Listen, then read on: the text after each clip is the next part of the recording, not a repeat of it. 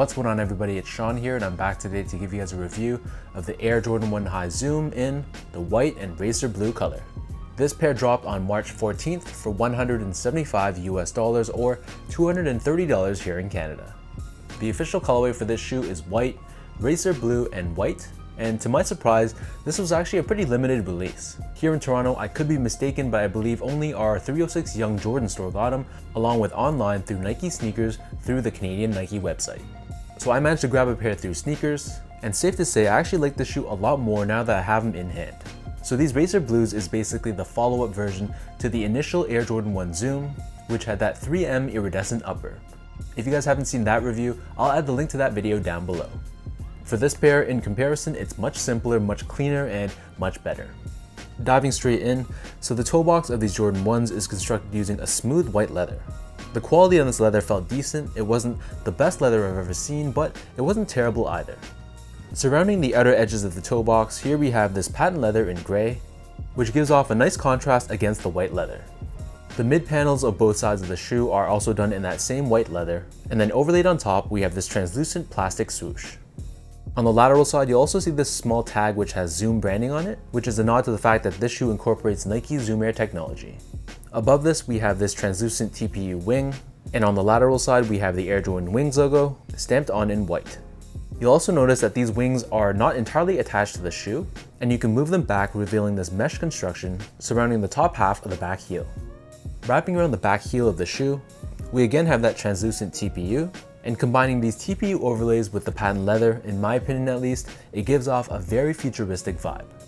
In terms of laces, so these come standard with a flat white lace, which have these blue lace tips, but they also give you a secondary pair of these hot pink or almost red colored laces, which draws upon the colors of the outsole.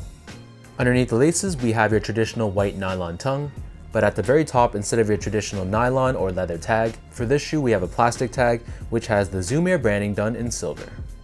The inner liner of these Jordan 1s is done in this very bold racer blue color, and then pulling out the insoles, these come with your traditional Jordan 1 insole, which is done in white, and we have that Zoom Air branding once again found on the heel, this time done in blue. The most significant deviation between this version of the Jordan 1 and your traditional Jordan 1 is that underneath the insole, Jordan has incorporated a full-length Zoom Air unit.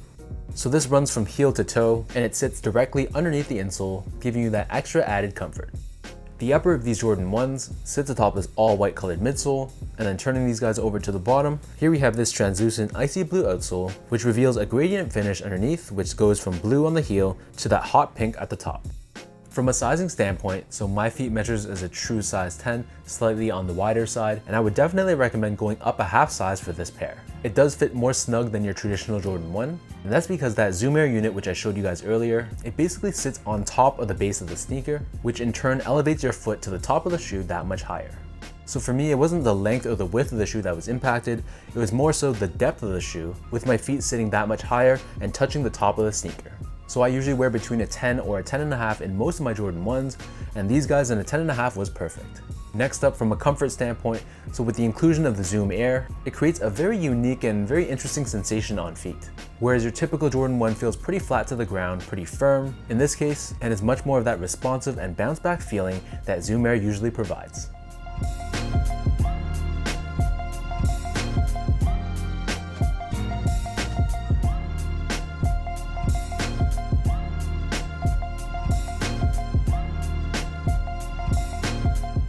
So with all that being said, let's lace these up and I'll show you guys how these look on feet.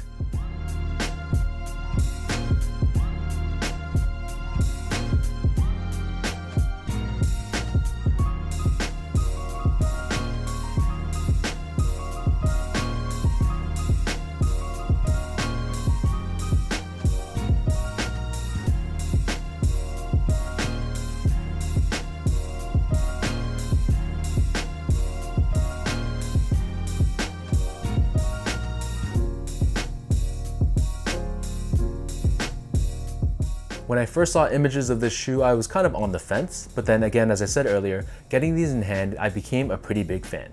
This is a very clean looking sneaker with just enough hits of that blue to make it pop, And add to the fact that they've included the Zoom Air, not only is this a good looking shoe, but it's also a comfortable one now as well. The resale price on this shoe isn't too high, so if you guys are looking to grab this, they shouldn't run you that much higher over retail. So let me know in the comment section down below how you guys feel about this Air Jordan 1 High Zoom in the white and razor blue color. Are you guys feeling the look of the shoe and the technological upgrades? Or are you guys more of a purist and prefer your Jordan 1s to be more like the OGs? If you guys like this video, be sure to like, comment, and subscribe. Give me a follow on Instagram at sgo8, check out my Twitter at sean.go, and visit my website at seango.ca. So until next time, thank you guys so much for tuning in. Hopefully you guys enjoyed watching this video, and I'll catch you guys all in the next one.